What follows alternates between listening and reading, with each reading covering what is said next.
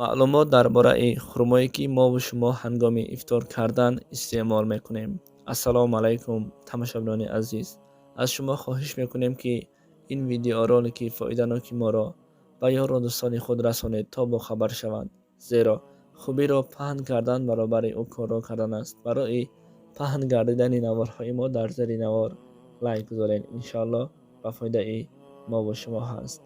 пайғамбарамон Муҳаммад саллаллоҳу алайҳи ва саллам гуфтанд: агар касе аз шумо вақти ифтор рӯзаро кушоданӣ бошед, бо хурмо ифтор кунед, албатта ӯ барака ҳаст.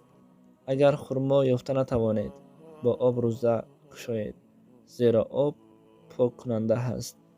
албатта табиати ҳар як инсон шириниро дӯст медорад. айнан ҳангоми гурусна мондан ҷигар низ шириниро меписандад. табиати арабҳо низ ба хурмо моил аст.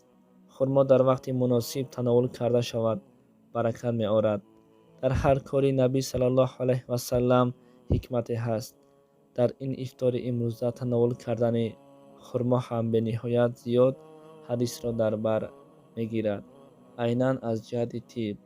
албатта мо медонем ва бисёре аз мову шумо ҳангоми ифтор кардан хурмо истифода мебарем, зеро ки пайғамбари худо Муҳаммад саллаллоҳу алайҳи ва саллам ҳар боре ифтор мекушоиданд, яъне ки рӯзаи худро мекушоиданд, аввал бо хурмо оғоз мекарданд, зеро хурмо калорияҳои хеле зиёд дорад ва бар асаб низ фоиданок аст ва асаби инсонро тоза мекунад.